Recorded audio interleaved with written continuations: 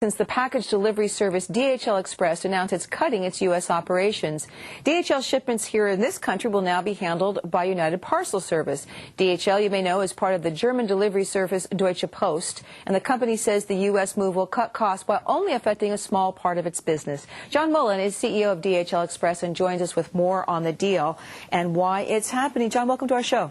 Thank you. So tell us, It's noteworthy, of course, as you point out, that this affects, what, 3.3% of deliveries, cutting back on the U.S. operations, less than 1% of pickups, but still significant. What's going on here?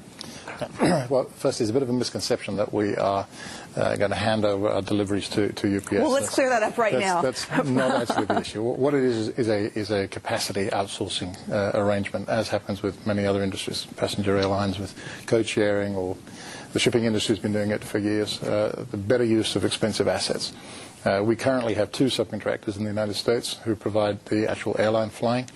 And we're going to replace those with UPS. So the DHL service doesn't change. We pick it up the same, we deliver it the same. It's just that it will go through another airline carrier in the middle. Why make the change? Because these days the economic pressure from particularly the airline side is very considerable. There's no secret that we're losing a lot of money in the United States. We've invested very heavily to create a third choice, an alternative platform. We want to maintain that, but we have to reduce the cost of doing that quite substantially. Now, so, and of course, was it a mistake? Was it a mistake to acquire this? Was it a mistake for DHL even to think that it could compete when you already had FedEx and UPS so firmly entrenched in the States? Well, we were never seeking to be another FedEx or UPS in the States or to be bigger and better than them. What we were trying to do is to build a strong delivery alternative platform in the U.S. for the rest of our global business where we have the strength, in order to be able to service customers in the U.S. the same as we service them elsewhere. So this is basically a cost-cutting move, is what you're saying?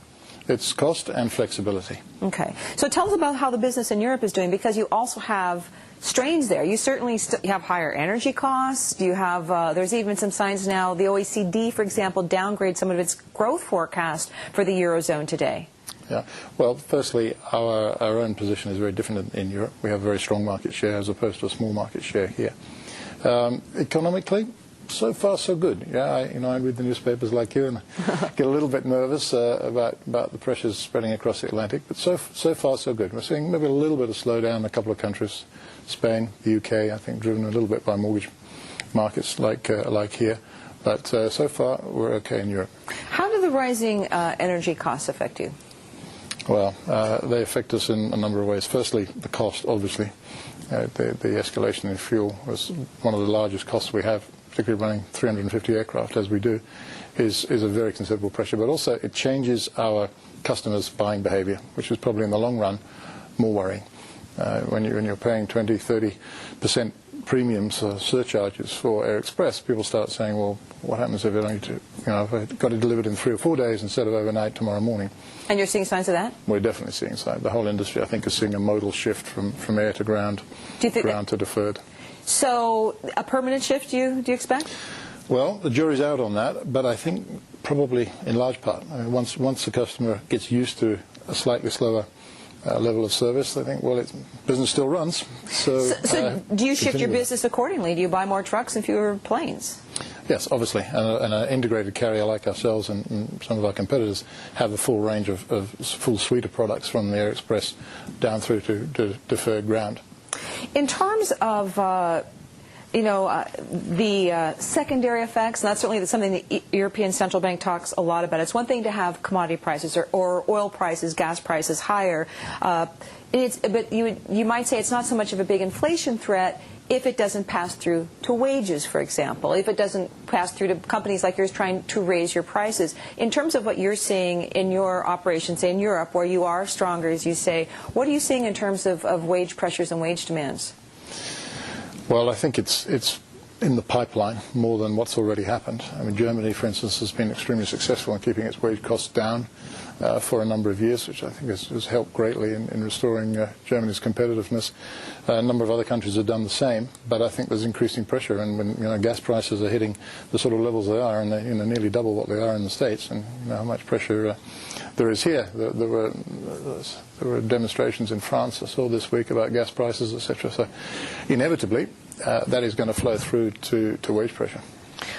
In terms of how you see this cycle playing out, do you view this as a cycle? Do you view it as something you sort of have to weather and something you'll come out on the other side of? That's a very interesting question. I think there's a lot of froth in the market at the moment. I see that there are actually hearings going on in Washington at the moment about it, following the news. So I think the current spike in prices is the speculative activity and other things in there.